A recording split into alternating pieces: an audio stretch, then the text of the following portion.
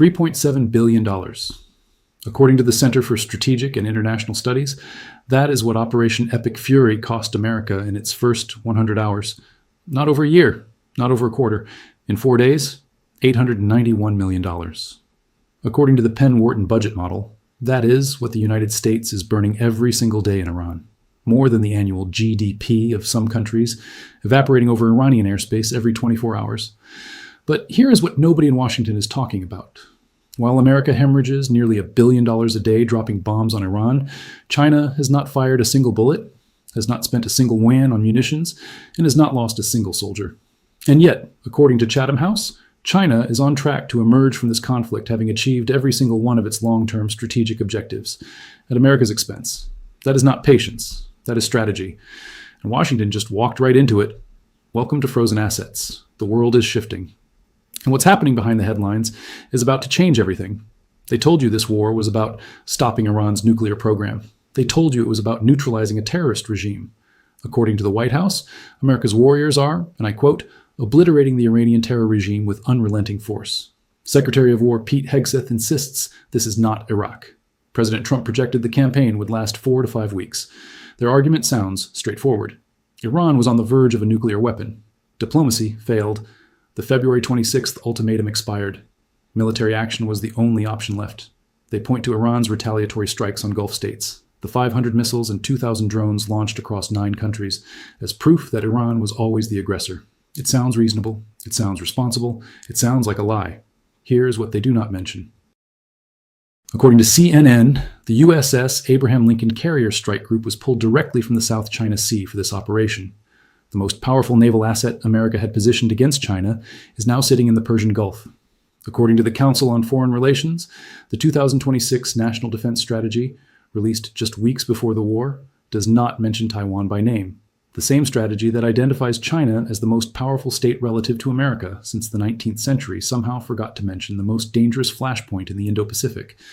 And according to the Carnegie Endowment for International Peace, too many Western strategists expect China to behave like the United States, and when China does not, they conclude that it is strategic failure rather than a deliberate choice.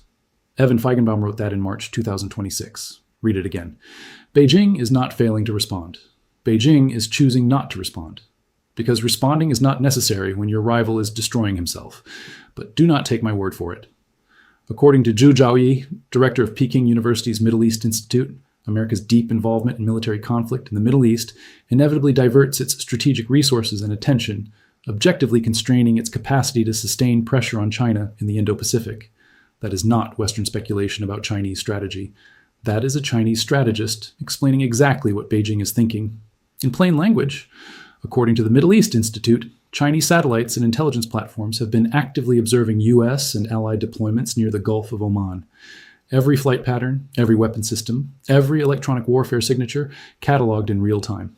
Chinese supplied equipment deployed by Iran, including YLC, 8B radar, and Beidou navigation systems, is being battle-tested against American weapons right now. According to Special Eurasia Intelligence Analysis, this is providing performance data that no simulation could ever replicate. America is giving China a free masterclass in how to defeat American military technology, and paying $900 million a day for the privilege. The evidence keeps piling up. According to CNBC, Beijing has been preparing for this moment since the early 2010s. China's strategic petroleum reserves absorbed 430,000 barrels per day in 2025, up from 84,000 barrels per day the year before. Total crude imports hit a record 11.6 million barrels per day. And when Iranian oil disappeared from the market because of this war, Russian crude filled the gap immediately. According to Iran International, China received 2.07 million barrels per day of Russian oil in February 2026, 370,000 barrels per day more than January. Meanwhile, America's own allies are flocking to Beijing. According to CNN, since January 2026, an extraordinary parade of leaders from U.S. allied nations has traveled to China. British Prime Minister Keir Starmer made the first UK prime ministerial visit in 8 years, bringing 60 companies. AstraZeneca announced $15 billion in Chinese investment. Canadian Prime Minister Mark Carney slashed tariffs on Chinese electric vehicles from 100% down to 6.1%. South Korean President Lee Jae-myung made the first presidential visit since 2017. Finnish Prime Minister Petteri Orpo, Irish Prime Minister Michael Martin. One after another, America's closest partners are lining up at Beijing's door. Senator Jean Shaheen, a member of the Senate Foreign Relations Committee, captured the dynamic with brutal clarity. Instead of creating a united front against China, we are pushing our closest allies into their arms. That is not a critic from the opposition. That is a sitting U.S. senator describing American strategy as self-defeating. And according to Scott Kennedy at CSIS, it will be impossible for the U.S. and Western countries to unite, to either isolate China or set and enforce conditions for connectivity and cooperation. Let that sink in. America's own think tanks are saying the alliance system is fractured beyond repair. And here is where it gets worse. The war itself is tearing apart what remains of Allied unity. According to Stars and Stripes, Spain refused to allow U.S. forces to use Moron Air Base for Iran strikes. Trump responded by threatening to cut off all trade with Spain, a $47 billion relationship. Spanish Prime Minister Pedro Sanchez fired back publicly, condemning the strikes as unjustifiable. According to the Council on Foreign Relations, Europe's response has been completely disjointed. Germany aligned with Washington. France deployed its aircraft carrier independently.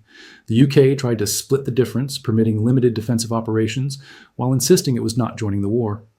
According to the European Council on Foreign Relations, several analysts have labeled this conflict an illegal war under international law. Now consider what China is doing with those same countries. According to Brussels Signal, EU-China bilateral trade grew 5.4% in 2025. According to China Briefing, Saudi Arabia signed 57 agreements worth $3.7 billion with China at the May 2025 Beijing Forum. According to trade data, the UAE's non-oil trade with China reached $90.1 billion in 2024, making China its largest trading partner. Beijing is not threatening to cut off trade with its partners. Beijing is signing trade deals with America's partners. That is the difference between a power that builds and a power that bombs. This is not new. This is ancient. Paul Kennedy, the Yale historian who wrote The Rise and Fall of the Great Powers, identified the pattern in 1987. If too large a proportion of the state's resources is diverted from wealth creation and allocated instead to military purposes, that is likely to lead to a weakening of national power over the longer term. He called it imperial overstretch, the downward spiral of slower growth, heavier taxes, deepening domestic splits over spending priorities, and a weakening capacity to bear the burdens of defense. The Soviet Union followed this pattern exactly.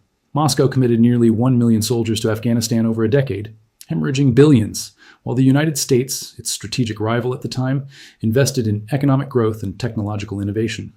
The Soviets withdrew in 1989. They collapsed in 1991. The war did not cause the collapse, but it accelerated every weakness that did.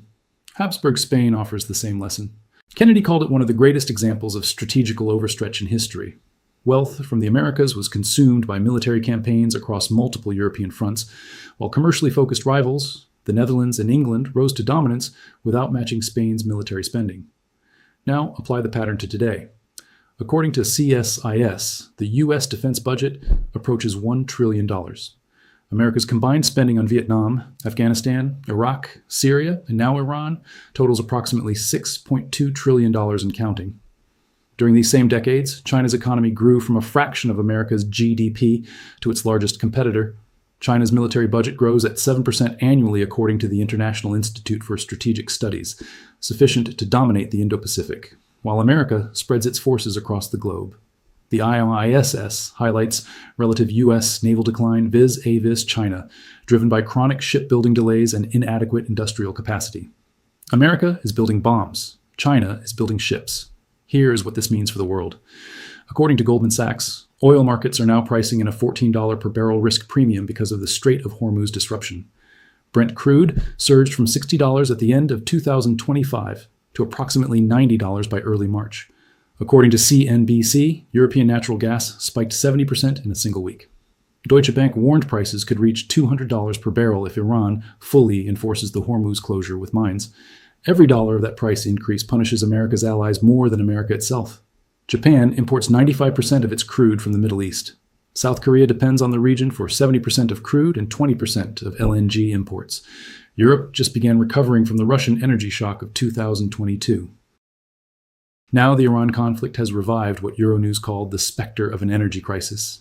And who benefits from the chaos? According to the Atlantic Council, China and East Asia face the steepest energy security risks, but China prepared.